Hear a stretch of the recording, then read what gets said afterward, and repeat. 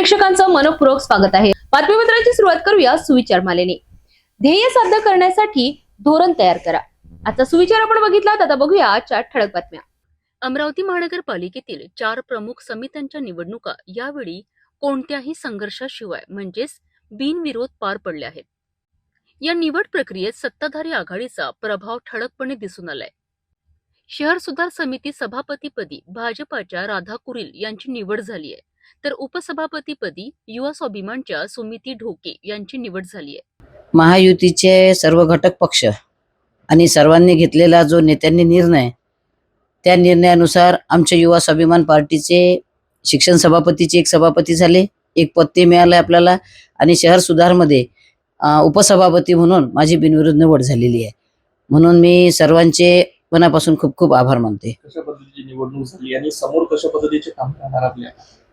आता शहर सुधार म्हटल्यानंतर आता शहराचा सुधारच करणं आहे, आणि सभापती राधाताई कुरील आहे, उपसभापती मी आहे, आणि आमच्या समितीमधले सगळे सदस्य सुद्धा काम करणारे आहेत। त्यामुळे आता त्या विषयावर आपण पूर्ण लक्ष देऊन काम करू भविष्यात।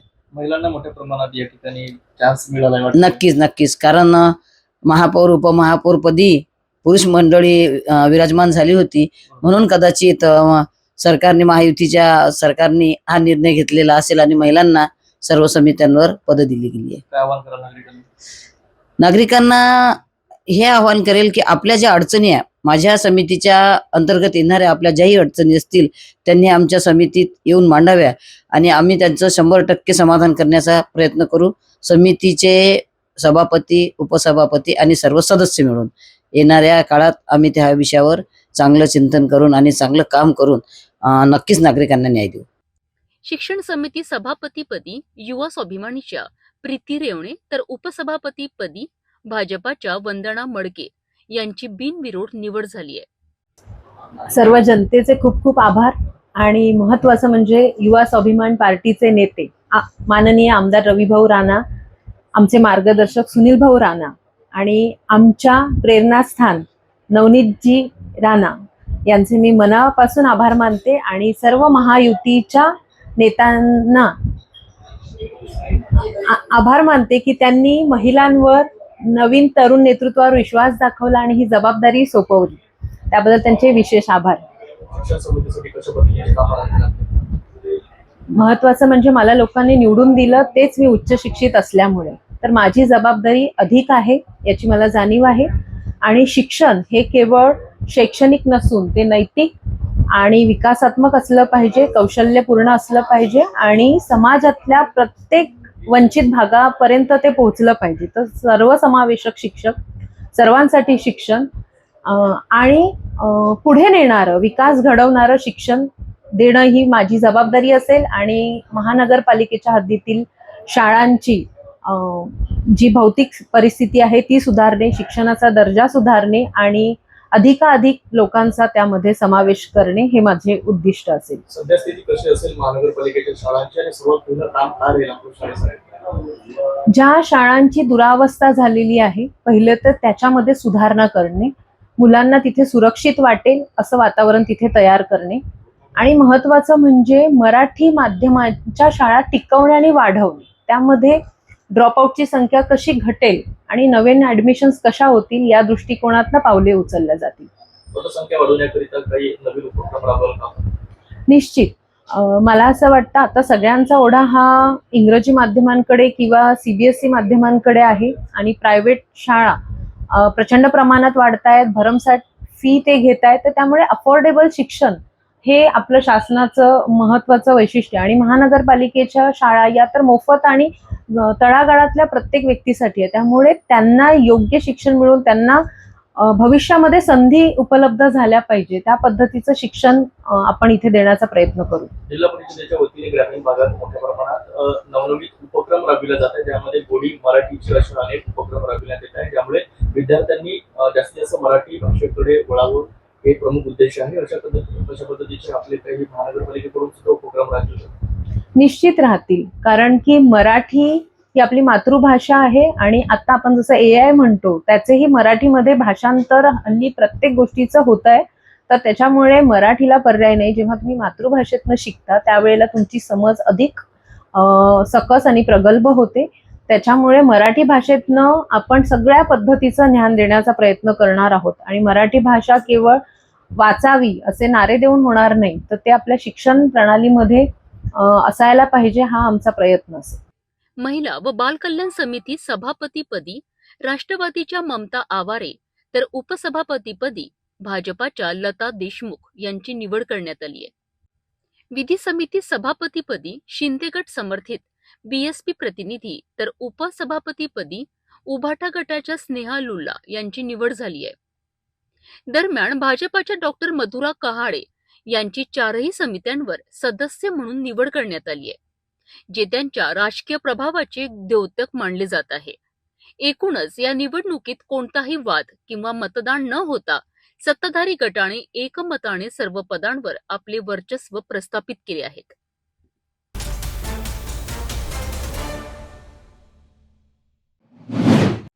अमरावतीत एक मोठा वाद पेटलाय. सांगापूर रेल्वे अंडरपास जो नागरिकांच्या सोयीसाठी बनवला तोच आता धोक्याचा ठरत असल्याचा आरोप होतोय. फक्त 6 मीटर रुंद अंडरपास, अरुंद रस्ता आणि येत्या हनुमान जयंतीला लाखोंची गर्दी. प्रशासनाच्या निष्काळजीपणामुळे मोठा अपघात होणार का? अमरावतीतील सांगापूर फाट्याजवळ बांधण्यात आलेला रेल्वे अंडरपास आता वादाच्या भोवऱ्यात सापडलाय. स्थानिक नागरिक आणि लोकप्रतिनिधींचा आरोप आहे की हा अंडरपास तांत्रिक नियमांचे उल्लंघन करून तयार करण्यात आलेला आहे.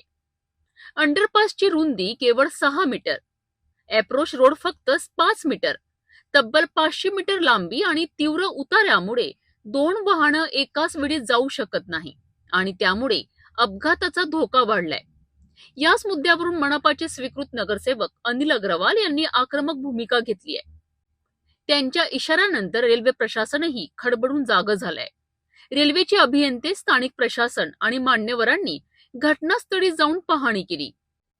यामध्ये राज्यसभा खासदार डॉक्टर अनिल बोंडे आणि महापौर श्रीचंद तेजवानी यांनीही परिस्थितीचा आढावा घेतलाय. परंतु खरी चिंता आहे ती येत्या हनुमान जन्मोत्सवाची. 2 गाड्या कशा जाईल आणि कशा तिथून क्रॉस होईल आणि लाईन टर्न आहे, लाईन टर्न 5 मीटर इथपर्यंत मी हा पूर्ण 5 मीटरचा रस्ता आहे, 5 मीटर आणि फक्त 12 मीटरची टर्निंग आहे आणि इथून 2 गाड्या टेक्निकली कोणी बनवलं याच्यावर कारवाई करायला सांगा. आणि 6 मीटरचं ओपनिंग आहे, हे सगळं मोजमाप ऐकलं व्यवस्थित. आता हे टेक्निकली यांनी सँक्शन कसं केला, म्हणजे सँक्शन वेगळं आहे आणि जागेवर वेगळं आहे काय, तेच पाहिजे त्याच्याकडून घेऊन आपण. आता इथे मला सांगा, इथून 2 गाड्या कशा जाऊ शकतात आणि इथे एखाद्या बाईला समजा रात्री 8 वाजता पकडलं, 8 नाही दिवसाही पकडू शकते. कोण काय जबाबदार? 5 ते 7 लाख भाविक येण्याची शक्यता. अरुंद अंडरपासमुळे ट्रॅफिक जाम आणि भगदडीचा धोका. नगरसेवक अनिल अग्रवाल यांनी प्रशासनाला स्पष्ट अल्टिमेटम दिलाय. 31 मार्च पर्यंत जुनं लेवल क्रॉसिंग सुरू करा, अंडरपास वन वे करा किंवा नवीन अंडरपास किंवा आरओबी तयार करा, अन्यथा रेल रोको आंदोलन करण्याचा इशारा देण्यात आलाय. या प्रकरणाची गंभीर दखल घेत रेल्वे प्रशासनाने चौकशी सुरू केली आहे. बांधकामात त्रुटी असल्याचे आरोप तपासले जात असून लवकरच सुधारणा करण्याचे आश्वासन देण्यात आले आहे. साईन नाही हो, साईन तर राहणारच आहे. तुम्ही काय गोष्टी छोट्या छोट्या माणसाच्या गोष्टी कोंडले, VR मध्ये आहे, SR मध्ये आहे, नॅशनल हायवे मध्ये आहे, कायच्याच सँक्शन आहे हा. 5 मीटर कोणत्या नियमाप्रमाणे झाला, लिहासाठी चांगलं राहील ना प्रेसला. इतकी लोक आहेत ना इथे, टीव्ही वरून डिसाइड होतं आपलं. इथे लिहिलं असेल ना कोणतं काय कुठे आहे सांगा ना, ठेकेदारांना विचारा ना काय आहे तर. ठेकेदार त्याला माहिती त्याच्यावर. मग कोणाला माहित आहे? इंजिनियरला माहित नाही, ठेकेदाराला माहित नाही, तर रेल्वे मंत्र्यांना फोन लावा, त्यांना माहित असेल. माहित कोणाला? स्टँडर्ड ड्रॉइंग आहे. हो, स्टँडर्ड ड्रॉइंग कोणत्या नियमाप्रमाणे, जसं कोणताही रोड केला जातो, हायवे केला जातो, तिथली ट्रॅफिक, तिथला सर्वे, तिथला रेकॉर्ड, तिथला रिपोर्ट, हा स्टँडर्ड ड्रॉइंग कशाच्या हिशोबाने आहे? समजा हा सबवे तुम्ही बडण्या रोडला केला असता काय, नाही, मग इथे का केलं? त्याचं रिझन टीव्ही प्रमाणे आपलं डिसाइड होतो. टीव्ही म्हणजे काय? ट्रेन व्हेकल युनिट राहतं सर. ट्रेन व्हेकल युनिट म्हणजे इथे जे ट्रॅफिक आहे, आतमध्ये 4000 घरं आहेत, याच्या हिशोबाने आहे आम्ही लिहावं असं हो हो खासदार साहेबांनी समोर सांगून राहिले तुम्ही हो. पण 4000 घरासाठी 6 मीटरचं ट्रॅफिक मान्य आहे. 4000 घर नाही तिथून जितके ट्रॅफिक ट्रॅफिक जाते जातात. 24 हो तर मग 4000 घरावाले ट्रॅफिक जाऊन राहिले ना तेच तर तुम्हाला सांगून राहिलो. इथले जे घर आहे ते कुठे जातात कुठून जातात त्याच रोडनी जातात. मग 4000 घरांचा ट्रॅफिक आहे ना मग 4000 घरांचा ट्रॅफिक 6 मीटर मधून जाईल का हेच तर तुम्हाला विचारून राहिलो. मग जाते म्हणून तर ते त्यांनी हा मग सांगा ना तुम्ही द्या ना मग ऑफिशियली बाईट जाते म्हणून 6 मीटर मधून 4000 घराचा ट्रॅफिक जातो हा खासदार साहेबांच्या समोर तुम्ही सांगून राहिले आमच्या समोर नाही. आणि एकीकडे विकास कामं तर दुसरीकडे नागरिकांच्या सुरक्षिततेचा प्रश्न. चांगापूर अंडरपासचा वाद आता फक्त राजकीय राहिलेला नाही तर तो थेट जनतेच्या जीवाशी संबंधित मुद्दा बनलाय. आता पाहायचं आहे की प्रशासन वेळेत निर्णय घेते की आंदोलनाचा मार्ग स्वीकारावा लागतो. दर्जाच्या क्षेत्राला तुम्ही अंडरपास 6 मीटरचं 5 मीटरचं आता तरी रिपोर्ट पाठवा आमच्या भावना सगळा ठीक आहे टेक्निकल जाऊ द्या legal भावना तर पाठवा आमच्यावरती. नाही टेक्निकली पण सर एक लेटर आम्हाला लेटर बनवतो आम्ही प्रपोज ते रेकॉर्ड करतोय ना आपण एक लेटर पलटा के ऊपर लेना. कुठे गेला हा किरण जे पलटा के ऊपर एक रेकॉर्ड करून घे मी लेटर सांगतो लेटर मध्ये सांगा तुम्हाला कोणत्या कोणत्या गोष्टी मी सजेस्ट केल्या. एक तर फ्लायओव्हर झाला पाहिजे हा कारण की इथे एवढं मोठं तीर्थक्षेत्र आहे इकडची वस्ती वाढते आहे त्याच्यामुळं भैया एक तर पहिली गोष्ट म्हणजे आपला ऑप्शन आहे की फ्लायओव्हर झाला पाहिजे. समजा जर का फ्लायओव्हर नसेल होत तर पॅरलल एक एंट्री आणि एक्झिटचा 2 अंडरपास असले पाहिजे ठीक आहे. म्हणजे सेम आता हे केलेलं आहे आता हे काय तुम्ही तोडफोड करणार कारण की तुम्हाला जागाही नाही घ्यावं लागत. तिसरी महत्वाची गोष्ट म्हणजे या हनुमान जयंतीच्यासाठी आपल्याला हे सगळं व्हायचं आहे. हनुमान जयंतीच्यासाठी आपल्याला ती भिंत तोडून आपल्याला ट्रॅफिकला जाऊ द्यावं लागेल त्या 24 तास 48 तास त्याच्यासाठी प्रोव्हिजन करावं लागेल माणसाची हे लक्षात ते लाल झेंडी वगैरे गाड्या थांबवायसाठी. आणि चौथी महत्वाची गोष्ट की तुम्ही हे क्लोजर रिपोर्ट देण्याच्या अगोदर तुमचं हे चुकलेलं आहे की तिथे लाईटची व्यवस्था नाही तिथला रोड स्मूथ झालेला नाही त्याची ट्रायल घेतली की नाही मला माहित नाही किती व्हेकलने तुम्ही ट्रायल घेतली ट्रायल रिपोर्ट मला दाखवला नाही दाखवला का ट्रायल नाही आमचा रॅम्प जो आहे रॅम्प आहे जे काय असेल त्याचा रिपोर्ट असेल सेफ्टी मेजर्स काय काय आहे ते तुमचे नाही आहे. तुम्हाला आतमध्ये जाताना इथे जे काय स्पीड ब्रेकर वगैरे लावा लागते ते स्पीड ब्रेकर तुम्ही लावले नाही लक्षात लावले का नाही म्हणजे जे नॉर्म्स आहे तुमचे सेफ्टी नॉर्म्स आहे ते सेफ्टी नॉर्म्स तुम्ही पाळले नाही मग तुम्ही कसं काय कम्प्लिशन रिपोर्ट देऊ शकता. अरे मला माहित आहे ना काय कराल तर क्लोजर रिपोर्ट तुमचा जाऊच शकत नाही तुम्ही घाई गडबडीनं पाठवलेला आहे तर क्लोजर रिपोर्ट तो चुकीचा आहे मग तुमच्यावर कारवाई करायला लावा लागेल की तुम्ही मी स्पेसिफिकली देईन की तुम्ही लोकांच्या जीवाशी खेळताय कारण की सेफ्टी नॉर्म्स करण्याच्या अगोदर तुम्ही क्लोजर रिपोर्ट पाठवला म्हणून या इंजिनियरवर कारवाई करावी हा माझा आग्रह राहील. समजलं कारण का अशा चुका नाही चालत. मला सांगा ना क्लोजर रिपोर्टचे नॉर्म्स आहे ना माझ्यासमोर काय काय तर सेफ्टी मेजर घेतले का तुम्ही लोकांना काय असं चिल्लरच समजता का. हे पत्र पूर्ण ड्राफ्ट कर ठीक आहे.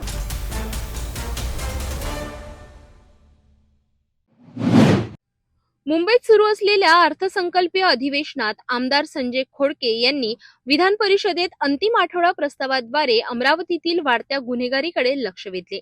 त्यांनी सांगितले की अमरावती शहरात अंमली पदार्थ विशेषतः एमडी ड्रग्सची विक्री मोठ्या प्रमाणात वाढत असून शहर हळूहळू ड्रग्ज हब बनत आहे. या पार्श्वभूमीवर त्यांनी गुन्हे शाखेच्या कामकाजावर प्रश्न उपस्थित करत सर्व कारवाई केवळ क्राईम ब्रांच कडूनच होत असल्याने स्थानिक पोलीस स्टेशन आणि वरिष्ठ अधिकाऱ्यांच्या कार्यक्षमतेवरही त्यांनी शंका उपस्थित केली.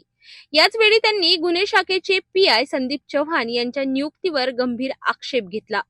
पोलीस महासंचालकांच्या मार्गदर्शन सूचनांनुसार गुन्हे शाखेत पीआय म्हणून काम करण्यासाठी विशिष्ट पात्रता आवश्यक असते मात्र संदीप चव्हाण हे त्या निकषात बसत नसल्याचा आरोप त्यांनी केलाय.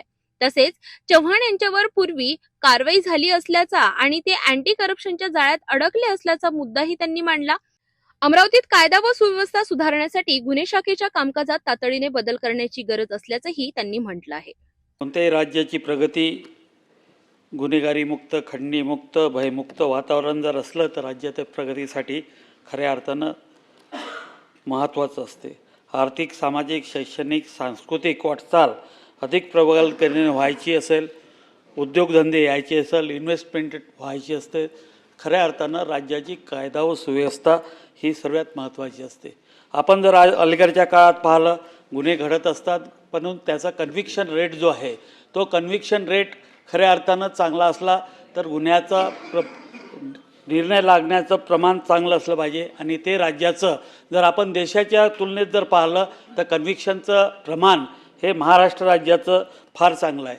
आणि अलीकडच्या काळात गुन्हेगारीमध्ये खऱ्या अर्थानं 2 सायबर गुन्हा आणि हे जे अंमली पदार्थाचं जे गुन्हेगारी आहे ही मोठ्या प्रमाणात आपल्या राज्यामध्ये झालेली आहे.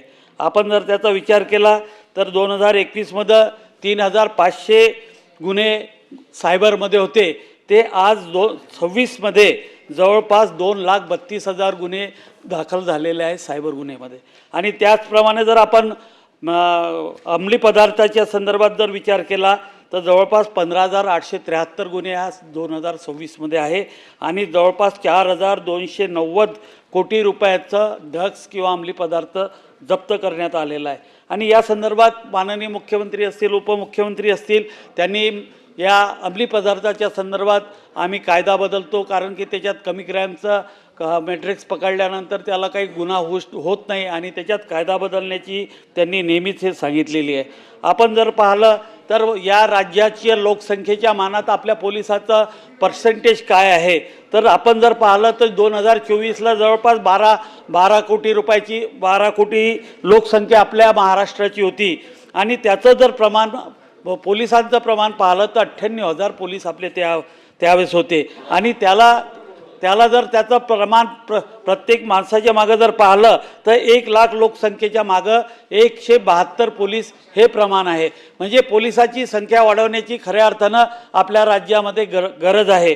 त्याप्रमाणे आत्ता हाऊसिंग असेल किंवा इतर ज्या पोलिसांना द्यायच्या सुविधा आहे त्याच्यात सातत्यानं सरकार लक्ष घालत आहे आणि त्या मोठ्या प्रमाणात. मी माझ्या अमरावतीचा जर विचार करतो म्हटलं तर आज अमरावतीमध्ये अमरावतीची लोकसंख्या 10 लाखाच्या वर झालेली आहे.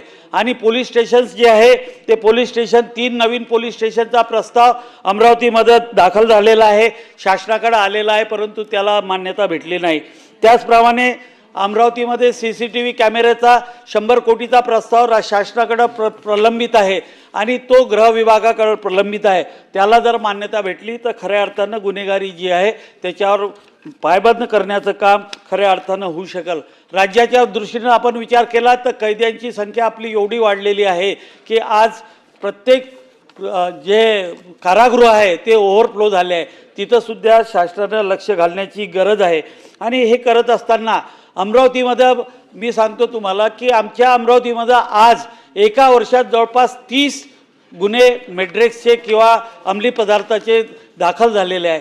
म्हणजे ते गुन्हे पकडले, परंतु सातत्यानं आम्हाला अशी भीती वाटते की आमचं अमरावती हे एक अंमली पदार्थाचं हब बनेल की काय, कारण की अंमली पदार्थाचा मोठ्या प्रमाणात इथं प्रभाव आहे. आणि ह्या सर्व गोष्टीवर इथं पोलिसांची संख्या, पोलिसाच्या वसाहती हे वाढण्याची गरज आहे. परंतु हे करत असताना आज अमरावतीमध्ये आपण जर पाहिलं तर हे गुन्हे वाढत असताना आमच्या अमरावतीमध्ये जवळपास 3 DCP आहे, कमिशनरेट आहे, पोलीस स्टेशन्स आहे, परंतु आज आमच्या अमरावतीचा जो गुन्हेगारीचा ग्राफ वाढत आहे, मटके असतील, दारू असतील किंवा इतर गुन्हे जे आहे ते सातत्यानं वाढत आहे. आणि याला महत्त्वाचं कारण असं आहे की आमच्या जेवढा पोलीस फोर्स आहे तो कुठेतरी स्टेगनन झालेला आहे असं वाटते. कारण की आमच्या अमरावतीमध्ये पोलीस एकच मिनिटात आमच्या पोलिसांमध्ये एक PI आहे चव्हाण म्हणून, आणि त्यांना क्राईमचा चार्ज दिला आहे. आणि क्राईमचा चार्ज देत असताना आपले मार्गदर्शक तत्व आहे की जो 3 वर्ष PI असेल त्यालाच आपण क्राईम देऊ शकतो. ज्याच्यावर कधी गुन्हा दाखल नसेल, ज्याची सचोटी चांगली असेल अशा यांना आपण PI म्हणून देतो. परंतु जे आमचे क्राईमचे PI त्यांना 6 महिन्याची कैद झालेली आहे, अँटी करप्शनमध्ये पकडलेले आहे आणि ते तदर्थ PI म्हणून आहे, त्यांना अजून कन्फर्म PI दिलं नाही आहे. आणि आज पूर्ण पोलीस स्टेशनमध्ये एकटा कुठेही रेड मारायची असली तर PI क्राईमच मारू शकतात. पोलीस स्टेशनवाले काही करू शकत नाही, DCP काही करू शकत नाही. सर्व हतबल झालेलं आहे. माझी उपमुख्यमंत्री महोदयांना विनंती आहे की आपण या संदर्भात तातडीनं कारवाई करी. आपल्याला आपण सांगितलं, आम्हाला पत्र द्या, मी त्याप्रमाणे पत्रही देऊ. पण अमरावतीची कायदा आणि सुव्यवस्था जर सुधारायची असेल तर इथं बदल करण्याची गरज आहे.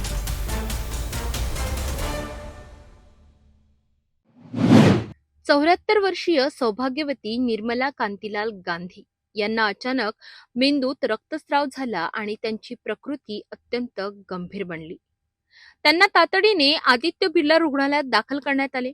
डॉक्टरांनी शर्थीचे प्रयत्न केले, मात्र त्यांच्या प्रकृतीत सुधारणा होण्याची शक्यता अत्यंत कमी असल्याचे स्पष्ट झाले. अशा कठीण प्रसंगी डॉक्टरांनी कुटुंबियांसमोर अवयवदानाचा प्रस्ताव ठेवला. दुःखाच्या छायेत उभ्या असलेल्या कुटुंबासाठी हा निर्णय सोपा नव्हता. मात्र निर्मला देवींनी जिवंतपणी व्यक्त केलेली इच्छा मृत्यूनंतर आपले अवयवदान करण्याची त्यांच्या मुलांना आठवली. राजेश गांधी आणि शरद गांधी या दोन्ही मुलांनी मोठ्या धैर्याने निर्णय घेत आईची शेवटची इच्छा पूर्ण केली. त्यांनी जड अंतःकरणाने अवयवदानासाठी संमती दिली. या निर्णयामुळे निर्मला गांधी यांचे यकृत, फुफ्फुस आणि नेत्रदान करण्यात आले. त्यांच्या या दानामुळे अनेक गरजू रुग्णांना नवजीवन मिळणार आहे. श्री वर्धमान स्थान में सड़क बढ़िया रोड अमरावती की ओर से श्रीमती निर्मला देवी कांतीलाल जी गांधी, जिनका पूना में निधन हो गया, वो अपने बच्चे के घर के वास्तु के लिए पूना गए हुए थे, जबकि जिंदगी भर वो अमरावती रहते थे. लेकिन वहाँ पर जाने के बाद उनकी तबीयत खराब हुई और बिरला हॉस्पिटल में उनको भर्ती किया गया. उसके बाद डॉक्टरों ने देखने के बाद जब उन्होंने ये निर्णय दिया कि अभी इनका बचना मुश्किल है, तो इनके अवयव दान करने, इनके अवयव काम में आ सकते हैं, ऐसा परिवारजनों से रिक्वेस्ट किया. तो परिवारजनों ने भी तुरंत अपनी सहमति बताते हुए उनके नेत्र, हृदय और फेफड़े, ये तीनों चीज़ें दान करने का निश्चय किया. और दूसरे लोगों के लिए काम आ सके, जाने के बाद में भी वो उनका जीवन याददाश्त बना रहे, इसके लिए उन्होंने दान किया. आज बहुत बड़ा काम किया. परिवार ने जो डिसीजन लिया वो भी एक बहुत ज़बरदस्त डिसीजन लिया. बाकी लोगों को भी उससे प्रेरणा मिलेंगी कि जाते जाते भी आदमी दूसरों के काम कैसे क्या आ सकता है वे दान करके. तो निश्चय ही ये बहुत ही प्रशंसनीय बात है. हालांकि उनके परिवार पर जो दुख घटा है वो तो कोई कम नहीं कर सकता. भगवान ईश्वर से हम यही प्रार्थना करते हैं कि उन्हें अतः शक्ति देवे. वो एक धार्मिक श्राविका थी, गाने में उनको बहुत बड़ा इंटरेस्ट था, प्रभु भक्ति में उनकी बहुत इच्छा रहती थी और हर समय वो धर्म ध्यान में साधु संतों की सेवा में लगे रहते थे. भगवान से यही प्रार्थना करते हैं कि उनके परिवार को शक्ति देवे ये दुख सहन करने की, और उनके जो कार्य थे उनको आगे बढ़ाते हुए वो भी उन अपने आचरण में उनको लावे, ऐसी मैं अपनी भावनाएं व्यक्त करता हूँ. रामनवमीच्या पवित्र दिवशी घेतलेला हा निर्णय केवळ एका कुटुंबाचा नाही तर संपूर्ण समाजासाठी प्रेरणादायी ठरला आहे. अमरावतीतील जैन समाजासह सर्व स्तरातून गांधी बंधूंच्या या कार्याचे कौतुक होत आहे. ही घटना आपल्याला शिकवते की दुःखाच्या क्षणीही मानवतेचा विचार करून घेतलेले निर्णय अनेकांचे जीवन उजळवू शकतात. खरंच आईची शेवटची इच्छा पूर्ण करत गांधी बंधूंनी दिलेला हा मानवतेचा संदेश समाजासाठी एक मोठी प्रेरणा आहे. अशा घटनांमुळे अवयवदानाबद्दल जागरूकता वाढविण्यास नक्कीच मदत होईल. बहुत ही अत्यंत दुख के साथ जब हमें ये समाचार मालूम पड़ा कि सौभाग्यवती निर्मला जी केवलचंद जी साहब गांधी का निधन हो गया है, वो भी निधन अमरावती में ना होते हुए पूना के अंदर उनका निधन हुआ. जहाँ तक निर्मला जी जो श्राविका थी, बहुत ही मृदुर स्वभाव की, अच्छी वक्ता थी, अच्छे भजन वगैरह से भी उनके बहुत लगाव था और बड़े चाव से वो समाज के हर काम के अंदर अग्रणी रहती थी. ऐसे व्यक्तिमत्व का समाज से जाना बहुत ही समाज के लिए बहुत बड़ी क्षति है.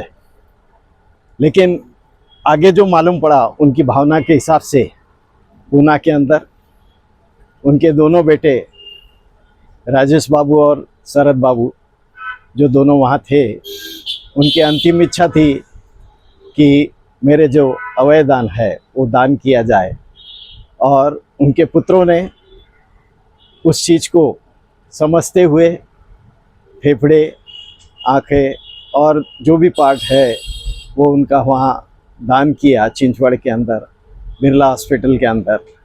इसके पश्चात उनके शरीर को वहीं अग्नि संस्कार दिया गया। ये बहुत बड़ी क्षति है समाज के लिए, ये कभी पूरी हो नहीं सकती। और गांधी परिवार ने जो एक सुकृत्य काम किया उसके लिए समाज उनका बहुत बहुत भूरे भूरे दिल से प्रशंसा कर रहा है।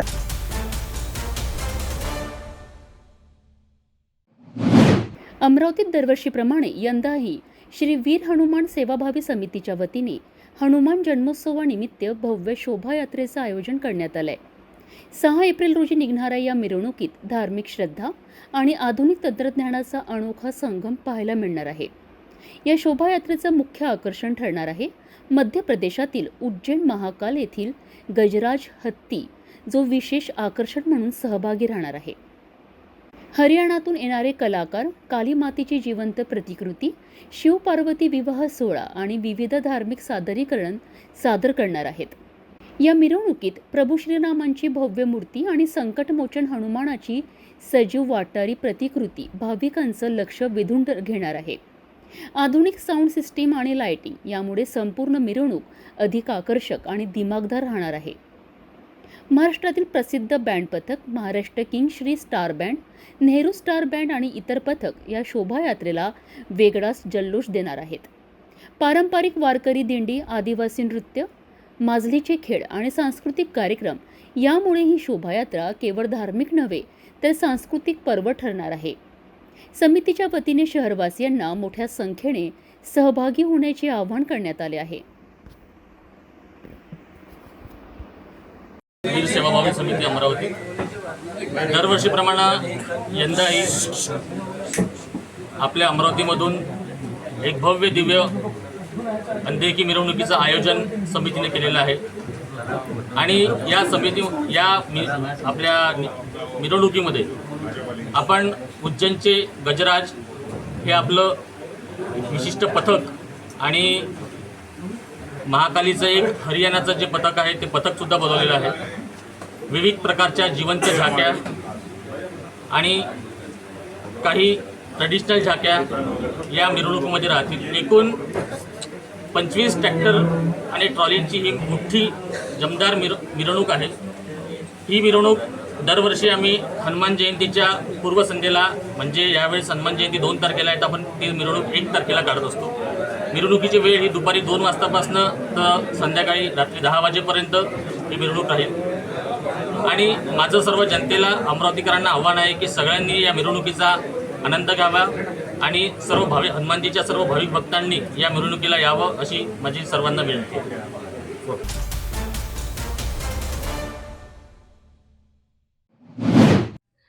गुरुवार 26 मार्च रोजी प्रभू श्रीराम जन्मोत्सव म्हणजेच रामनवमीचा सण संपूर्ण देशभर मोठ्या उत्साहात साजरा करण्यात आला।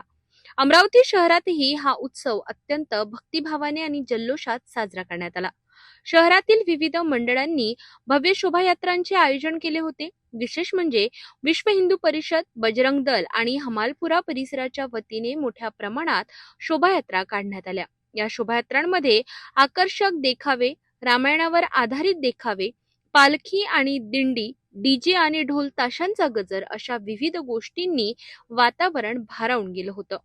प्रभू श्रीरामांच्या सुंदर प्रतिमा आणि जय श्रीरामाच्या गगनभेदी घोषणांनी संपूर्ण अमरावती शहर दुमदुमून गेलं। शहरातील विविध भागातून निघालेल्या या शोभायात्रा राजकमल चौकात एकत्र आल्या। यावेळी नागरिकांची प्रचंड गर्दी पाहायला मिळाली। कोणताही अनुचित प्रकार घडू नये यासाठी अमरावती पोलिसांकडून चोख बंदोबस्त ठेवण्यात आला होता। एकूणच दरवर्षीपेक्षा यंदा अधिक उत्साहात राम जन्मोत्सव साजरा झाल्याचं चित्र स्पष्टपणे दिसून आलं।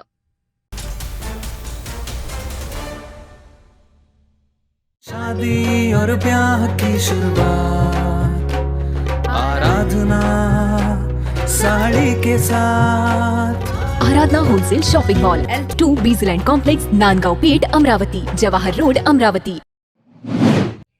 नांदेड जिल्ह्यातील अर्धापूर तालुक्यातील आंबेगाव येथे पत्रकार मनोज मनपुर्वे हे स्थानिक वर्तमानपत्र आणि युट्यूब माध्यमातून पत्रकारिता करतात. गावात सुरू असलेल्या अवैध दारू विक्री विरोधात त्यांनी बातमी प्रकाशित केली. ही बातमी 24 मार्च रोजी प्रसिद्ध झाली आणि याच बातमीचा राग मनात धरून आरोपींनी थेट पत्रकाराच्या घरावर धाड टाकली. गुरुवारी रात्री 4 दुचाकींवरून सुमारे 8 जण गावात दाखल झाले. त्यांनी पत्रकार मनोज मनपुर्वे यांना घराबाहेर बोलावलं. त्यानंतर शिवीगाळ करत मारहाण केली. इतकंच नाही तर त्यांना जबरदस्ती दुचाकीवर बसवून अपहरण करण्याचा प्रयत्न करण्यात आला.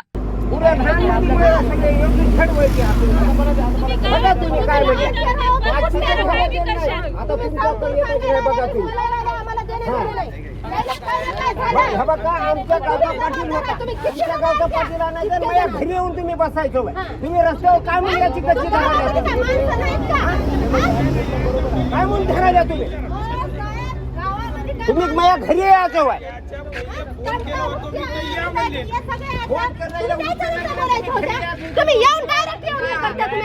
यावेळी पत्रकाराने आरडाओरड केल्यामुळे त्यांची पत्नी आणि ग्रामस्थ घटनास्थळी धावून आले. आमच्या गावात ढवळाढवळ करू नका, बातमी का टाकली, अशा धमक्या देत आरोपींनी दहशत निर्माण करण्याचा प्रयत्न केला. एकदा झालं दोनदा झालं आता उद्या आम्हाला माझा एक वेळेस मार खाला सण केला तुम्हाला तुमच्या न्यूज मुळे सण केला. घडी घडी मार सण होत नाही आपल्याच्यानं. बरोबर इंटरफेअर तुमचं गाव नो काय नाही. तुम्ही इथं काय मारायची ती इथं मारून घ्यायची. इंटरफेअर लहान मध्ये करायचं नाही. तुम्हाला न्यूज लावायची तुमच्या तुम्ही हिसाबाने लावायचं. मला धुमार लहानच्या याच्यामध्ये इंटरफेअर करायचा नाही. इकडे तिकडे लावू नका तुम्ही. कोणाला तुम्ही लावू नका. मी तुम्हाला आज आम्हाला ऐकून घ्या. आजपर्यंत पत्रकारचं एज्युकेटेड कोणी बी राहते आम्ही तर मागं पुढे पाहिले असतात. असं नाही केलं, असं मारण पहिलाही केला. दरम्यान हा संपूर्ण प्रकार एका ग्रामस्थांनी आपल्या मोबाईलमध्ये कैद केला. ग्रामस्थांनी तात्काळ हस्तक्षेप केल्यामुळे मोठा अनर्थ टळला. घटनेची माहिती मिळताच अर्धापूर पोलीस तात्काळ ऍक्टिव्ह झाले आणि त्यांनी शुक्रवारी सकाळी 2 आरोपींना अटक केली. सर, पत्रकाराचं अपहरण करून त्याला मारहाणीचा प्रयत्न झालेला आहे. काय नेमकी तुम्हाला माहिती आणि काय गुन्हा दाखल होणार आहे? या प्रकरणी अर्धापूर येथील पत्रकार मनोज मन्नापुरे यांनी त्यांच्यासोबत जी घटना घडली याबाबत येऊन मला सर्वस्वी कथन सांगितलेलं आहे. याबाबत आम्ही BNS आणि इतर जे कायदे आहेत त्यानुसार जास्तीत जास्त कडक आणि गंभीर स्वरूपाचे गुन्हे दाखल करणार. आरोपी आमच्या ताब्यात आहेत आणि कायदेशीर कारवाईची प्रक्रिया सुरू आहे. सर, संपूर्ण घटना जी आहे त्याचा व्हिडिओ सुद्धा मोबाईल आलेला आहे. आरोपींना काही अटक केलेली आहे? अटक करणार आहात काय? आम्ही आरोपीला अटक करणार आहोत. 2 आरोपी आम्ही आणलेले आहेत. व्हिडिओ पाहून इतर आरोपींची ओळख पटवून ताब्यातील आरोपीकडून त्यांचे नावं निष्पन्न करून त्यांना सुद्धा अटक करण्यात येईल. या प्रकरणी पत्रकार संरक्षण कायदा, अपहरण आणि इतर गंभीर कलमान्वये गुन्हा दाखल करण्याची प्रक्रिया करण्यात आली. एक बातमी टाकली म्हणून पत्रकारावर थेट हल्ला आणि अपहरणाचा प्रयत्न हा प्रकार केवळ धक्कादायकच नाही तर लोकशाहीसाठीही गंभीर इशारा आहे. अतिशय निंदाजनक, गंभीर आणि कायद्या सुव्यवस्थेच्या विरोधातली ही घटना आहे. रात्रीच मला मनोज मन्नापुर्वेंचा फोन आला घटना घडल्यावर. त्यांचे व्हिडिओ पाहिले. मी रात्री पोलीस अधीक्षक साहेबांना बोललो, PI साहेबांनाही बोललो.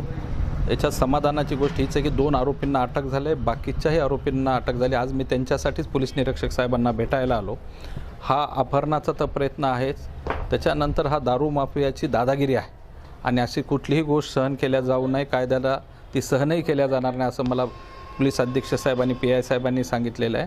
आता ते कायदेशीर चर्चा करून यामध्ये किती BNS खाली सिरियस गुन्हे दाखल करता येतील तेवढे गुन्हे दाखल केले जातील असं त्यांनी आश्वस्त केलं आहे. पण पत्रकारावरती हल्ला महाराष्ट्राचं पुरोगामी सरकार कधीही सहन करणार नाही. कडक कारवाई नक्कीच होतील आणि हीच भूमिका राज्याचे गृहमंत्री आणि मुख्यमंत्री देवेंद्रजी फडणवीस साहेबांची आहे. ग्रामीण भागात पत्रकारिता करणे आजही किती धोकादायक आहे हे या घटनेवरून स्पष्ट होत आहे. सत्य मांडणाऱ्या पत्रकारावर असे हल्ले होणं ही अत्यंत चिंताजनक बाब आहे. आता या प्रकरणात आरोपींवर काय कारवाई होते हे पाहणं गरजेचं आहे. काय नेमकी घटना घडली आहे, कोणती बातमी प्रसारित केली होती? मी मनोज मनपूर्वे अर्धापूर तालुका प्रतिनिधी तसेच श्रमिक लोकराजीला काम करतो. तसंच एका वर्तवाहिनीला एका सिटी न्यूज म्हणून प्रसार माध्यम आहे यूट्यूबवर, त्या पण वर्तवाहिनीला मी काम करतो एक. आणि मी काल 24 रोजी कालच्या 24 मार्च रोजी मी एक बातमी प्रसारित केली होती. DJ बंद आणि लहानमध्ये दारू विषयावर रोष व्यक्त म्हणून गायकवाड्याचा कायम आहे ही बातमी छापली होती. तर काल मला एकाचा फोन आला की रात्री फोन 9:30ला फोन आला की बाबा मनोज कुठं, मी घरी बाहेर या, थोडं तुम्हाला बोलायचं म्हणून मला बाहेर बोलवलं. मी बाहेर आलो. तर बाहेर आल्याच्यानंतर त्यानं मला धक्काबुक्की केली आणि माझा मोबाईल वडवून घेतल्यानं मी परत काय केलं, बाबा माझा मोबाईल द्या, जे काही बातमी आहे मी काही ते विषय तुमच्या विरोधात नाही किंवा कोण्या प्रशासनाचा नाही, मी असं म्हणलो. तर त्याने माझ्या पाठीशी पळाले, मी हाताला धरल्यावर मी पळून गेलो. गावातल्या गलीमध्ये गेलो. गलीमधून त्यानं मला गलीतून उचलून आणलं, परत गाडीवर बसवलं आणि आरडाओरडा केला. माझ्या घरचे कुटुंब आले आणि गावकरी आले. या गावकऱ्याच्या समोर मला धक्काबुक्की करून मला गाडीवर बसून देत होते. आणि नेऊन लहानमध्ये एक कॅलन आहे बसस्टँड रोडला, त्या कॅनलवर 20 जण असे थांबलेले, त्यांच्याकडून आम्हाला माहिती भेटली, तिथून मला मारण्याचा प्रयत्न करणार होते. आता काय मागणी आहे? काय आता माझी अशीच मागणी आहे सर, मी यासारखे असे अनेक पत्रकार आहेत, मी चांगल्या पद्धतीने काम ग्रामीण भागामध्ये कामं करतात. यांनावर असे अन्याय अत्याचार असे होत असल्यानं खरंच पत्रकारिता आम्ही कशा पद्धतीने करावी आणि पत्रकाराला कुठेतरी शासनानं न्याय मिळवून देण्याचं काम करा आणि त्या गुन्हेगारावर योग्य ते कारवाई करावी. असेच 4 ते 5 जण होते, 4 गाड्या आल्या त्या आणि दोनदा मला गाडीवर उचलून गाडीवर बसवलं. तर मी अजून पुढी मारून बाजूला निघालो. कुटुंब आणि गावकऱ्यामुळे मी वाचलो सर.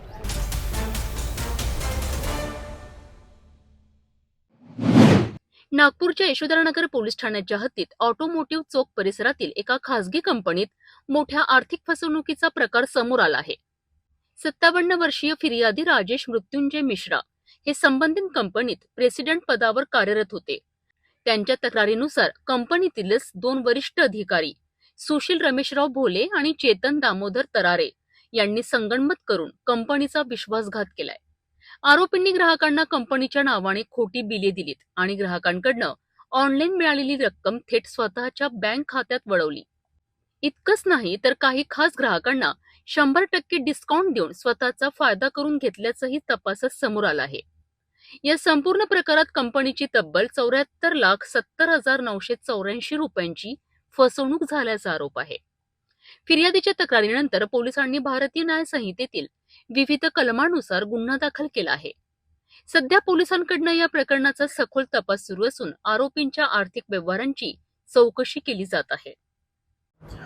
यशोधरानगर पोलीस ठाणे हद्दीत असलेल्या ऑटोमोटिव्ह मॅन्युफॅक्चर प्रायव्हेट लिमिटेड या मारुती सुझुकीच्या शोरूममध्ये स्पेअर पार्टमध्ये गबन होऊन फसवणूक झाल्याबाबतची तक्रार सदर ऑटोमोटिव्ह शोरूमचे मॅनेजर राजेश मिश्रा यांनी त्याबाबतची तक्रार दिली होती.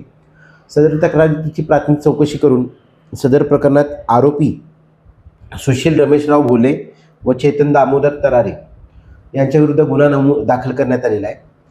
सदर प्रकरणात आरोपींनी त्यांच्या आर्थिक फायद्यासाठी सदर ऑटोमोटिव्ह मॅन्युफॅक्चरर्स शोरूममध्ये असलेले गाड्यांचे जे स्पेअर पार्ट आहेत ते ग्राहकांना विक्री करून त्याबाबतची रक्कम जी आहे शोरूमच्या अकाउंटमध्ये जमा न करता व ग्राहकांना बोगस बिले देऊन 74,70,984 रुपयाचं जे आहे गबन केलेलं आहे. सदर प्रकरणात दोन्ही आरोपींना अटक केलेलं आहे. आरोपींची दिनांक 30 मार्चपर्यंत न्यायालयाने पोलीस कस्टडी मंजूर केलेली आहे. सदर गुन्ह्याचा तपास चालू आहे.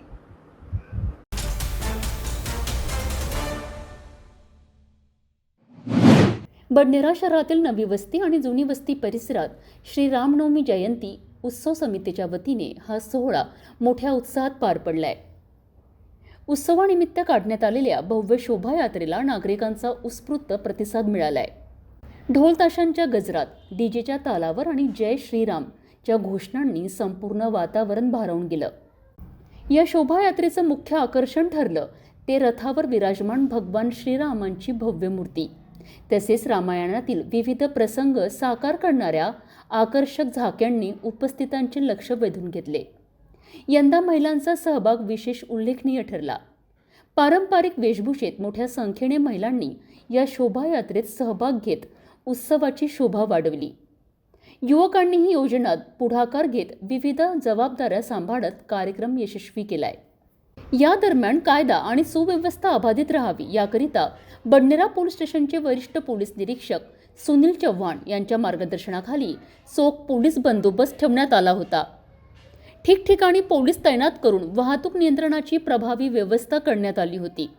हजारो भाविकांच्या उपस्थितीत पार पडलेल्या या सोहळ्याने बडनेरा शहरात भक्ती, एकात्मता आणि आनंदाचे वातावरण निर्माण झालेत.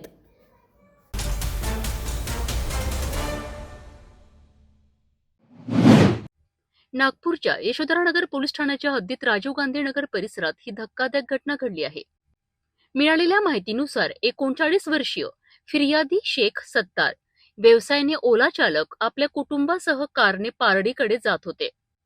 याच दरम्यान आरोपी शेख समीर उर्फ शेरा याने मोटरसायकल आडवी लावून त्यांचा रस्ता अडवला. यानंतर आरोपींनी शिवीगाळ करत शेख सत्तार यांच्यावर हल्ला चढवला. या मारहाणीत त्यांच्या चेहऱ्यावर आणि नाकावर गंभीर दुखापत झाली आहे. घटना इथेच थांबली नाही तर पीडित व्यक्ती पोलीस ठाण्यात तक्रार देण्याकरिता गेल्यानंतर आरोपी थेट त्यांच्या घरी पोहोचला. तेथे त्यांनी पीडिताच्या भावाच्या पत्नीसोबत अश्लील शिवीगाळ करत गैरवर्तन केल्याचा आरोप आहे. इतकंच नाही तर आरोपीने कपडे काढण्याचा प्रयत्न करत अभद्र हावभावही केलं असल्याचं सांगितलं जात आहे. स्थानिक नागरिकांच्या माहितीनुसार दोन्ही कुटुंबांमध्ये याआधीही वाद झाले होते आणि आरोपी वारंवार भांडण घालत असल्याची माहिती समोर आली आहे. दरम्यान यशोधरानगर पोलिसांनी या प्रकरणी गुन्हा दाखल केला असून आरोपीच्या अटकेकरिता शोध मोहीम सुरू आहे. फिर्यादी शेख इरफान हे त्यांच्या पत्नी व मुलांसह पारडी येथे एका कार्यक्रमासाठी त्यांच्या पांढऱ्या रंगाच्या स्विफ्ट गाडीने जात असताना त्यांच्याच घरासमोर राहणारा आरोपी शेख समीर उर्फ शेरा हा त्याच्या टू व्हीलर मोटरसायकलने येऊन त्याने सदरची मोटरसायकल फिर्यादी शेख इरफान यांच्या स्विफ्ट गाडीच्या समोर आडवी लावली व फिर्यादी शेख इरफान यांना शिवीगाळ करू लागला. त्यावेळेस फिर्यादी शेख इरफान यांनी त्यांच्या गाडीची काच खाली करून त्याला समजावून सांगत असताना आरोपी शेख समीर उर्फ शेरा याने फिर्यादीस हाताने त्यांच्या चेहऱ्यावर, नाकावर जबर मारहाण केलेली आहे. त्यामध्ये त्यांच्या नाकाचा हाड जे आहे ते फ्रॅक्चर झालेलं आहे. तसेच त्या घटनेनंतर आरोपी शेख समीर याने फिर्यादी शेख इरफान याच्या घरासमोर जाऊन फिर्यादीची जी वहिनी आहे शेख अल्फिया यांच्या घरासमोर जाऊन त्यांनाही अश्लील शिवीगाळ केलेली आहे. तसेच त्याचे स्वतःचे कपडे काढण्याचा प्रयत्न केलेला आहे. त्यावरून सदर प्रकरणात गुन्हा नोंद करण्यात आलेला आहे. आरोपी शेख समीर उर्फ शेरा याला अटक करून मान्य न्यायालयात हजर केले असता न्यायालयाने त्याची न्यायालयीन कस्टडी मंजूर केलेली आहे. सदर गुन्ह्यातील आरोपी याचा यापूर्वीचा गुन्हे अभिलेख आहे. आरोपीला माननीय न्यायालयात हजर केले असता न्यायालयाने त्याची न्यायालयीन कस्टडी मंजूर केलेली आहे.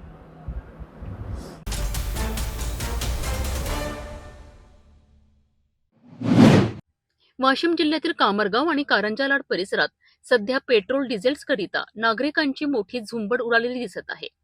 पेट्रोल पंपावर लांबच लांब रांगा आणि काही तासातच संपणारा साठा. परंतु धक्कादायक बाब म्हणजे ही टंचाई खरी नसून अफवांमुळे निर्माण झालेली आहे. ग्रामीण भागात शेतीची कामं सुरू आहेत. ट्रॅक्टर, जेसीबीसाठी इंधनाची गरज आहे. परंतु भीती इतकी वाढली आहे की ज्याला 100 रुपयाचं पेट्रोल लागणार आहे तो थेट 1000 रुपयांचं भरून नेत आहे. शेतकरी देखील 2000 रुपयांच्या डिझेलऐवजी 10,000 रुपयांचं डिझेल भरून घरात साठवून ठेवत आहे. यामुळे पेट्रोल पंपावर कृत्रिम टंचाई निर्माण झाली आहे. प्रशासनाच्या माहितीनुसार पंपावर इंधन संपत असलं तरी नागरिकांच्या घरांमध्ये मात्र 1000 ते 5000 लिटरपर्यंत इंधन साठवले जात आहे. ही साठवणूक केवळ टंचाई वाढवत नाही तर मोठ्या अपघाताचं कारणही ठरू शकते. प्रशासनाने स्पष्ट केलं आहे की इंधनाचा साठा पुरेसा आहे. मात्र नागरिकांनी घाबरून न जाता गरजेपुरतच इंधन घ्यावं. परंतु सध्या तरी कामरगाव परिसरात ही पॅनिक बाईंग थांबवण्याचं नाव घेत नाहीये.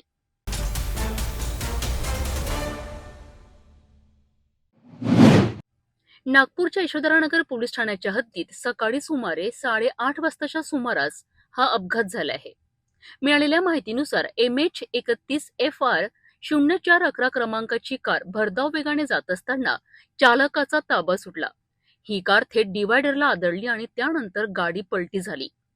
अपघात हा इतका भीषण होता की घटनास्थळी काही काळाकरिता वाहतूक कोंडी निर्माण झाली. कार चालक 42 वर्षीय विनोद भीमराव काळे राहणार पोलीस लाईन टाकळी परिसर हे या अपघातात किरकोळ जखमी झाले आहेत. जखमी चालकाने दिलेल्या माहितीनुसार तो पुलावरून जात असताना अचानक गाडीचा बॅलन्स बिघडला आणि अपघात झाला. सुदैवाने या अपघातात कोणतीही जीवितहानी झाली नाही. घटनेची माहिती मिळताच पोलिसांनी तत्काळ घटनास्थळी धाव घेत परिस्थिती नियंत्रणात आणली आणि वाहतूक सुरळीत केली. आम्ही सहाय्यक पोलीस निरीक्षक गजानन चंद्राते पोलीस ठाणे यशोधरानगर सकाळी आम्ही ड्युटीवर असताना 8:30 वाजता सुमारास माहिती मिळाली की यस प्रेसो गाडी क्रमांक MH31 FR 0411 गाडी अपघात होऊन तिथे जखमी लोक पडलेले आहे आणि तिथे ट्रॅफिक जाम होत आहे. या माहितीवरून आम्ही घटनास्थळी आलो असता घटनास्थळी गाडीमध्ये चालक विनोद भीमराव काळे वय 42 वर्ष राहणार पोलीस लाईन टाकळी सोनपूर टाकळी अवस्थी चौक हा गंभीर ड्रायव्हर सीटवर बसून होता आणि गंभीर जखमी होता. त्याच्याच बाजूला जो बसलेला होता ड्रायव्हर सीटच्या बाजूला नेहाल सिंग सतरंग सिंग ठाकूर वय 63 वर्ष राहणार सादिकाबाद अवस्थी नगर आटाचक्की जवळ अवस्थी आटाचक्की जवळ हा किरकोळ जखमी होता. याने सांगितले की हे कळमनाकडे चाललेले होते आणि पुलावरून जात असताना चालकाचा बॅलन्स बिघडल्याने ते डिवायडरला गाडी ठोकल्या गेली आणि गाडी पलटी होऊन रोड पुलावर पडली होती. लोकांच्या मध्ये तिला सरळ करण्यात आली आणि जो गंभीर जखमी होता चालक त्याला आम्ही चेतक मोबाईलमध्ये हॉस्पिटल येथे पुढील उपचार करता पाठवण्यात आलेले आहे. ज्यावेळेस ऍक्सिडेंट झाला त्यावेळेची परिस्थिती कशी होती इथली, काय पाहण्यात आलं की गाडी किती पलट्या खाल्लेल्या तर काय सांगाल? गाडी पलटी होऊन एका साईडला झालेली होती. मला वाटते वरच्या दिशेने पण पलटी होऊन ते वरचे टप्पर जे आहे चपकलेले दिसत आहे आणि एक साईड चपकलेली आहे. तर होऊ शकते गाडीने 1-2 पलट्या खाल्ल्या असाव्या आणि त्यात गंभीर जखमी झाला.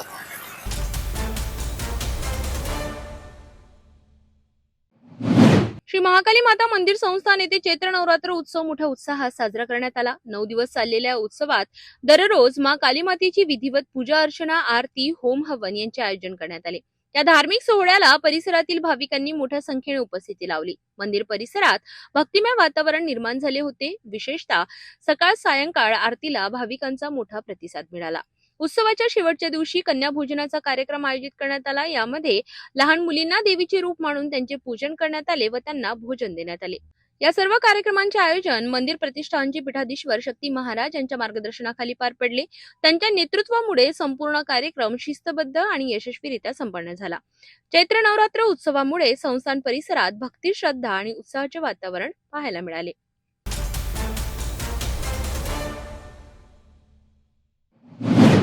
रावेर तालुक्यातील पाल वनक्षेत्रातील गारबर्डी परिमंडळातील कक्ष क्रमांक 32 मध्ये अवैधरित्या डिंक संकलन आणि वाहतूक सुरू असल्याची गुप्त माहिती वन विभागाला मिळाली होती. या माहितीच्या आधारे 25 मार्च रोजी वन विभागाने धडक कारवाई करत 4 आरोपींना ताब्यात घेतले. या कारवाईत तब्बल 110 किलो धावडा डिंक जप्त करण्यात आलाय. अटक करण्यात आलेल्या आरोपींमध्ये मध्य प्रदेशातील मेंढागड आणि मांडवखेडा येथील 4 जणांचा समावेश आहे. या प्रकरणाची सखोल चौकशी करत वन विभागाने पाल परिसरातील अवैध गोदामांवरही धाड्या टाकल्या.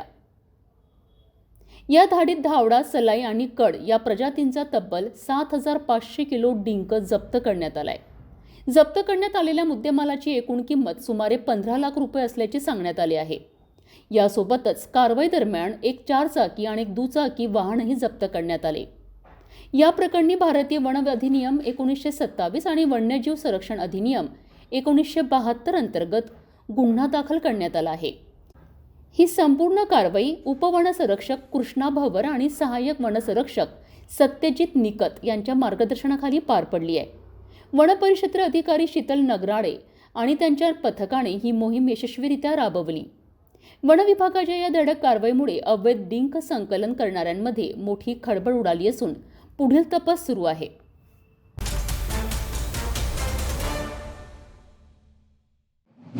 राष्ट्रीय स्तरावरील उपक्रम मानला जातो.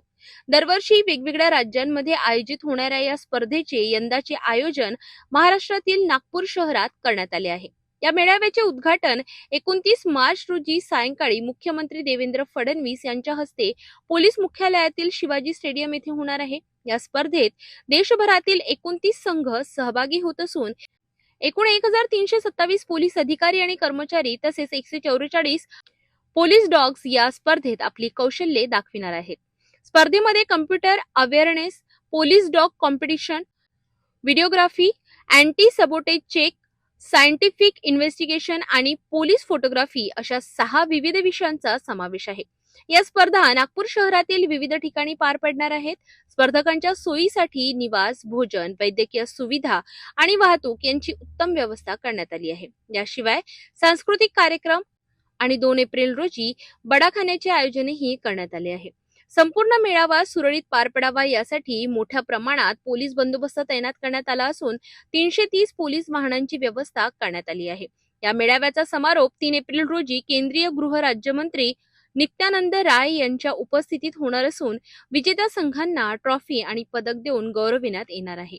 नागपुरात होणारा हा पोलीस कर्तव्य मेळावा केवळ स्पर्धा नसून पोलीस दलाच्या आधुनिकतेकडे वाटचालीचा एक महत्त्वाचा टप्पा मानला जात आहे. 69वी अखिल भारतीय पोलीस कर्तव्य मेळावा हा भरवणीचा जो सन्मान आहे तो महाराष्ट्र राज्याला मिळालेला आहे. हा जो कर्तव्य मेळावा आहे त्याचं उद्घाटन 29 तारखेला म्हणजे मार्च 29 तारखेला होईल आणि त्याचा सांगता समारंभ जो आहे तो 3 एप्रिल 2006 रोजी होईल.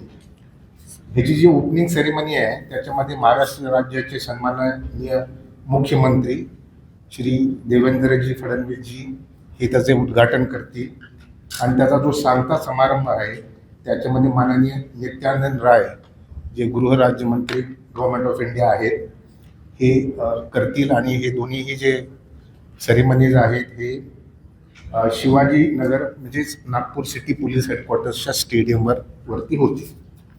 आता हा कर्तव्य मेळावा म्हणजे नेमका काय आहे मी याबद्दल आपल्याला सांगतो. पोलीस विभागामध्ये काम करत असताना जे स्किल्स असतात, प्रोफेशनल स्किल्स ज्याला आपण म्हणतो, त्या प्रोफेशनल स्किल्सची ही एक स्पर्धा आहे आणि ही all India police sports control board याच्या खाली घेतली जाते. ज्याचे चेअरमन जे असतात ते DIB म्हणजे डायरेक्टर IB महोदय हे असतात.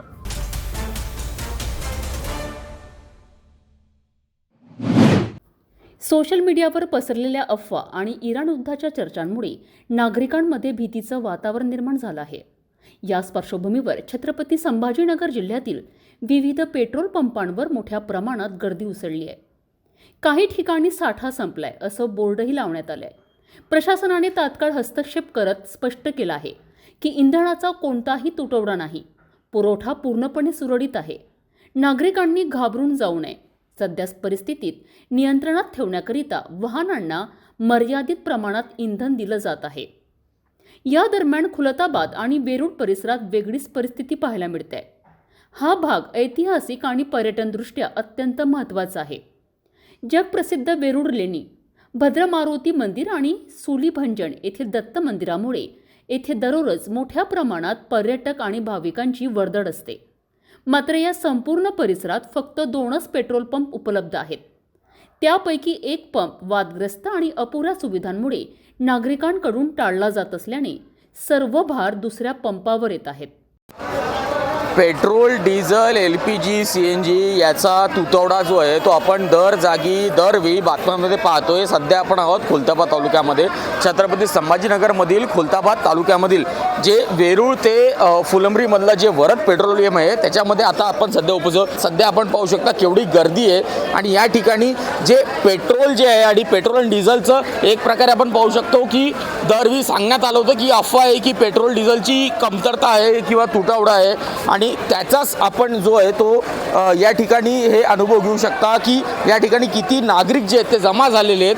पेट्रोल आणि डिझेलसाठी एवढी गर्दी लागलेली आहेत. या पेट्रोल पंपाचे जे संचालक जे आहेत वरद पेट्रोल पंपाचे संचालक ते आपल्यासोबत सध्या उपस्थित आहेत. आपण त्यांच्याकडून खरी जी माहिती आहे ती जाणून घेऊया. सर, खरं सांगा, पेट्रोल आणि डिझेलचं खरंच तुटवडा आहे का? नाही, ही फक्त लोकांनी अफवा केलेली आहे. बरं, त्याच्यामुळे एवढे नाही पण जर का अफवा केलेली आहे तर मग आता दिवसाला किती लोक येतात आणि तुमच्याकडे मग याचा शॉर्टेज का होतो? शॉर्टेज काय होतं, एक गाडीला जो 100 रुपयाचा भरत होता तो 200, 300, 500 घेऊन चालला. त्याच्यामुळे गाडी आली का संपून जाते. आणि फुलंब्री ते वेरूळपर्यंत कोणताच पंप चालू नाही आहे, त्याच्यामुळे हा प्रॉब्लेम आहे. अनेक पंप आपण पाहिले की अनेक पंप आपण बघू शकता की अनेक पंप बंद झालेत. जसं आपण बघू शकतो की खुलताबाद नाक्यावरती जो पंप आहे तो सुद्धा बंद झालेला आहे. आपल्याकडे इथे टँक आलेली आहे किंवा काय आलेलं, पण एवढी गर्दी आहे. पण एवढ्या गर्दीला आणि एवढे जे नागरिक या ठिकाणी उपस्थित आहेत यांना तुम्ही तेवढं पेट्रोल किंवा डिझेल उपस्थित किंवा तेवढा पुरवठा करू शकता का? आज आमची गाडी आली होती, 20 केलची गाडी होती, 10 केल पेट्रोल, 10 केल डिझेल. पोलीस प्रोटेक्शन बोलवलं, नंतर वाटायला सुरुवात केली. कलेक्टर पुरवठा अधिकाऱ्याचे आदेश होते, 2 लिटर पेट्रोल, 2000 गाडी डिझेल कॅनमध्ये द्यायचं नाही, बॉटलमध्ये द्यायचं नाही. जोपर्यंत आमच्याकडे आहे तोपर्यंत देऊ, नंतर बंद करून टाकू.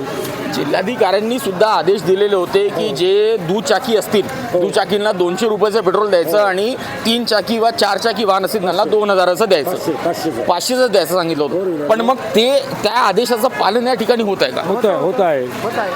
होत आहे. बघा, तुम्ही व्हिडिओ करा, MPDचे फोटो काढा, दाखवा तुम्ही. आम्ही कॅनमध्ये देत नाही, बॉटलमध्ये देत नाही, 200च्या वर गाडीवाल्याला देत नाही, 500च्या वर फ्री वेळवायला देत नाही. मोठी गाडी जी त्यांना 2000च्या आत कॅन वगैरे आमच्याकडे काहीच नाही. बरं, आता तुम्ही एक सांगा, जसं तुम्हाला माहीत असेल ना, तर तुम्ही पेट्रोल पंपचे संचालक आहात आणि तुम्ही पेट्रोल पंप एवढं मोठं चालवतात आणि हायवेवरचं पेट्रोल पंप आहे, नॅशनल हायवेचा पेट्रोल पंप आहे, तर तुम्हाला एक गोष्टीची कल्पना असेल की हे जे काही तुतवडा चालू आहे तर तो कधीपर्यंत तुमच्या अंदाजाने कधीपर्यंत याचं सगळं जे निवारण आहे ते होईल? माझ्या तरी अंदाजानं 2 दिवसात याचं निवारण होऊन जाईल. तर तुमचं म्हणणं आहे की 2 ते 3 दिवसामध्ये किमान? फक्त ही लोकांना अफवा केलेली आहे, व्हॉट्सअपवर बसलं पहिलं मेसेज टाकता वगैरे, त्याच्यामुळे गर्दी. आता हे लोक भरून गेले, हे 8 दिवस नंतर पंपावर येणारच नाही. जसं की आपण पाहिलं की जे पेट्रोल पंपाचे संचालक होते त्यांनी सुद्धा सांगितलेलं आहे की 2 ते 3 दिवसामध्ये ही जी समस्या आहे याचं निवारण होईल. आता आपण माझ्या मागे बघू शकता केवढी मोठी रांग लागलेली आहे. इथे दुचाकी स्वार असतील किंवा 4 चाकी असतील किंवा ट्रॅक्टर असेल किंवा टेम्पो असेल, ट्रक असेल, ट्रॅक्टर असेल, जे काय असेल ते सगळे या ठिकाणी उपस्थित आहेत. भाऊ, किती टाइम से रुके यहाँ पे? आधे घंटे से रुके. कितने? आधे घंटे से. अर्ध्या तासापासून हे थांबलेले. आधे घंटे से पेट्रोल नाही मिळाला आपको? अर्ध्या तासापासून हे थांबलेले आहेत, अजून यांना पेट्रोल भेटलं नाही कारण की एवढी रांग या ठिकाणी लागलेली आहे. आपण अजून काही नागरिक आहेत त्यांच्यासोबत पण बातचीत करूया. किती टाइम सुरू केली?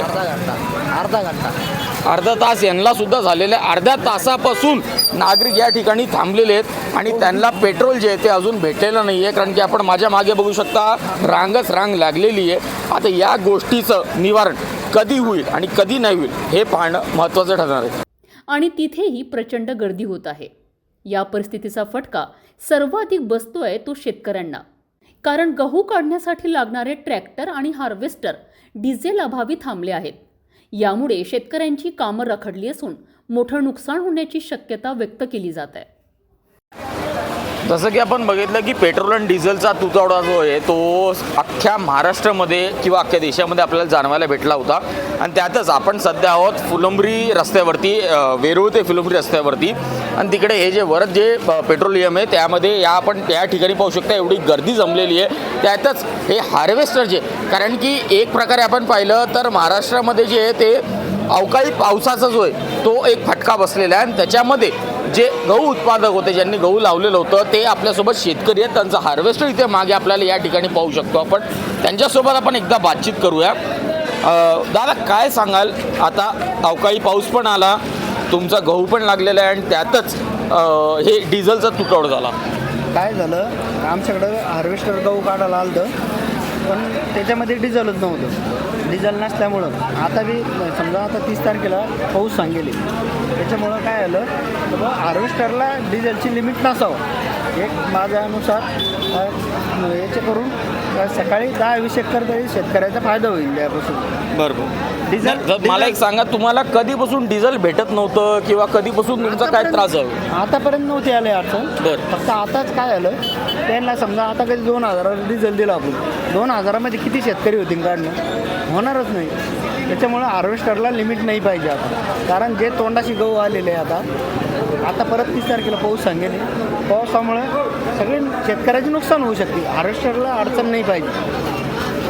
जसं की आपण पाहिलं की शेतकऱ्याची मागणी पण आहे की हार्वेस्टला 2 हजाराची लिमिट नको, कारण की बळीराजा शेवटी तोच बळीराजा आहे जो आपल्या सगळ्यांना जेवण खाऊ घालतो, आपल्या सगळ्यांच्या घरामध्ये अन्न पुरवतो. आणि त्या बळीराजाची मागणी आहे की हार्वेस्टरला 2 हजाराची लिमिट नसावी, कारण की आत्ता सध्या सीझन चालू आहे आणि आत्ता गहू काढण्याचं काम चालू आहे आणि त्याच्यामध्ये जर का लिमिट दिली डिझेलची तर मग यांचं गहू कुठून निघणार आणि बळीराजा कुठून सुखी होणार. कारण वर्षभर जर का काम करून बळीराजा जर का एवढं राबतोय आणि त्याच्यानंतर सुद्धा जर का अवकाळी पावसामुळे आणि या डिझेल आणि याच्या तुटवड्यामुळे जर का त्रास होत असेल तर मग त्याला जबाबदार कोण आणि त्याचं उत्तर कोण देणार, हा मोठा प्रश्न उपस्थित होतो. सहकारी राजेश थोरातसोबत धवल गोलब, सिटी न्यूज, छत्रपती संभाजीनगर.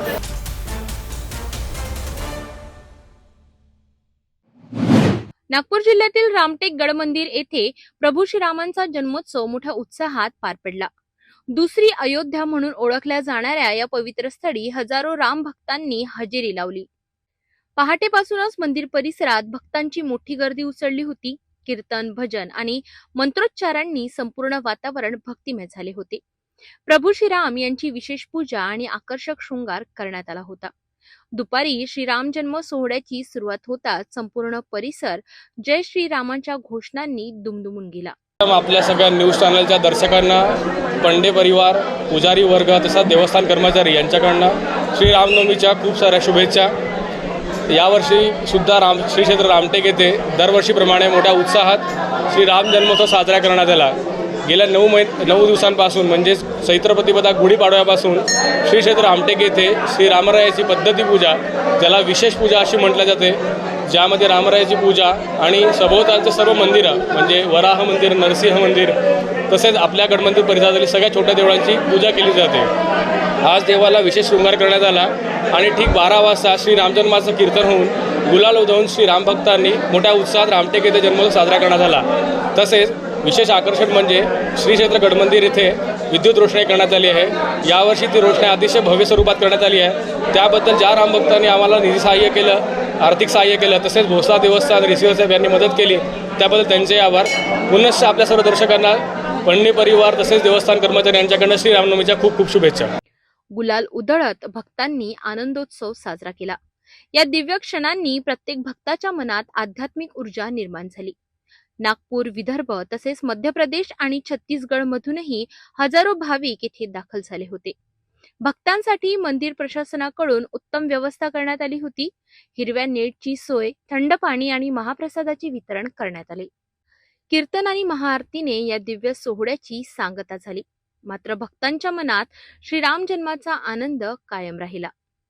भारताची दुसरी अयोध्या म्हणून, महाराष्ट्राची अयोध्या म्हणून ओळखल्या जाणाऱ्या श्री राम मंदिर रामटेक येथे आज राम भक्तांनी राम जन्मोत्सवासाठी लाखोच्या संख्येत इथे गर्दी केली आणि तसेच श्रीराम मंदिर रामटेक येथे महाराष्ट्र, गुजरात, छत्तीसगड, मध्य प्रदेश इथून अनेको लाखोच्या संख्येमध्ये भक्तगण राम दर्शनासाठी, राम जन्मोत्सवासाठी आज रामटेक येथे आले आहेत आणि मोठ्या हर्षोल्लासामध्ये, गुलालाच्या उधळणमध्ये, फटाक्याच्या आतिषबाजीमध्ये रामटेक येथे श्रीराम जन्मोत्सव साजरा करण्यात आला.